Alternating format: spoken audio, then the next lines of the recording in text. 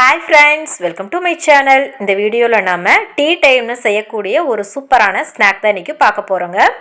இதுக்கு ஃபஸ்ட்டு ஒரு பவுலில் ஒரு கப் அளவுக்கு கடலை மாவு, அரை கப் அளவுக்கு கோதுமை மாவு சேர்த்துக்கிறேங்க. அடுத்ததான் நல்லா கிறிஸ்பியாக வர்றதுக்கு 1/4 கப் அளவுக்கு அரிசி மாவு சேர்த்துக்கிறேன். நீங்கள் கோதுமை மாவுக்கு பதிலாக மைதா மாவு கூட நீங்கள் யூஸ் பண்ணிக்கலாம்.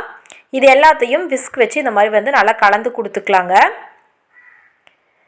அதுக்கப்புறமா இதில் கொஞ்சமாக தண்ணி சேர்த்து கட்டிகள் இல்லாமல் நம்ம கரைச்சி எடுத்துக்கலாம். கடலை மாவு மட்டும் வச்சு நம்ம போண்டா செய்கிறத விட இந்த மாதிரி கோதுமை மாவு, அரிசி மாவெல்லாம் சேர்த்து செய்யும்போது போண்டா பார்த்திங்கன்னா உள்ளே நல்லா சாஃப்டாகவும் மேலே நல்லா கிறிஸ்பியாகவும் நமக்கு இருக்குங்க. டேஸ்ட்டும் பார்த்திங்கன்னா நல்லா சூப்பராகவே இருக்கும். இந்த மாதிரி கட்டிகள் இல்லாமல் நம்ம கலந்ததுக்கப்புறமா இதில் மற்ற இன்க்ரீடியன்ஸ் எல்லாம் ஒன்று ஒன்றா நம்ம சேர்த்துடலாங்க. இப்போ மாவு நல்லா கரைச்சாச்சு. இது கூட ஒரு பெரிய வெங்காயத்தை இந்த மாதிரி நீல வாக்கில் கட் பண்ணி நான் சேர்த்துக்கிறேன். அதுக்கப்புறமா 1 இன்ச் அளவு இஞ்சியை இந்த மாதிரி நல்லா பொடுசாக கட் பண்ணி நான் சேர்த்துக்கிறேங்க.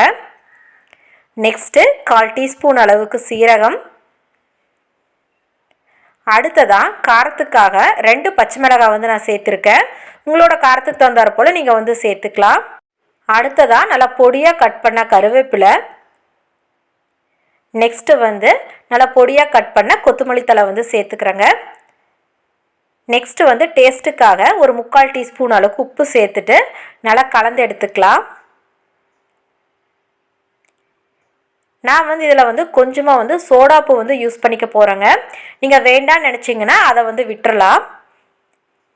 இந்த மாதிரி நல்லா கலந்துக்கலாங்க. மாவு பார்த்திங்கன்னா ரொம்ப தண்ணி மாதிரி இருக்கக்கூடாது, ரொம்ப திக்காகவும் இருக்கக்கூடாது. இந்த மாதிரி இருந்தால் தான் நமக்கு போண்டா நல்லா சாஃப்டாக வருங்க. பாருங்கள், இந்த மாதிரி கன்சிஸ்டன்சியில் இருக்கணும். இதுதான் போடுறதுக்கு கரெக்டாக இருக்குங்க. இப்போ இதில் கொஞ்சமாக ஒரு 1/4 டீஸ்பூன் அளவுக்கு சோடா உப்பு நான் சேர்த்துக்கிறேன். சேர்த்துட்டு நல்லா கலந்து எடுத்துடலாம். டீ டைமில் நமக்கு ஸ்நாக்ஸ் இல்லைன்னா ஒரு 10 நிமிஷம் இருந்தால் போதுங்க. குயிக்காக இந்த போண்டா நம்ம செஞ்சிடலாம். எண்ணெயும் பார்த்திங்கன்னா நல்லா சூடாயிருச்சு. இப்போ கொஞ்சம் கொஞ்சமாக எடுத்து நம்ம போட்டுடலாங்க. ரொம்ப பெருசாக போட்டோன்னா உள்ளே வேகாது. அதனால் கொஞ்சம் சின்ன சின்னதாகவே நீங்கள் போட்டுக்கோங்க. மீடியம் ஃப்ளேம்லேயே பொறுமையாக வேகட்டுங்க. நல்லா செவந்து நமக்கு கோல்டன் ப்ரௌன் ஆன உடனே நம்ம எடுத்துடலாம். இப்போ திருப்பி விட்டுறலாங்க.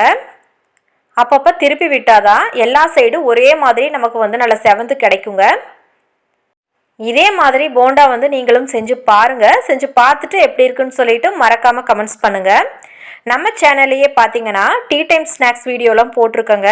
அதோட லிங்க் நான் டிஸ்கிரிப்ஷனில் கொடுக்குறேன். தேவைப்பட்டுச்சுன்னா நீங்கள் செக் பண்ணி பார்த்துக்கோங்க. இப்போ பார்த்தீங்கன்னா போண்டா நல்லா செவந்துடுச்சு, சத்தம் அடங்கிடுச்சுங்க. இப்போ இதை நம்ம எடுத்துடலாம். எண்ணெயெல்லாம் சுத்தமாக வடிச்சிட்டு நம்ம எடுத்துடலாங்க.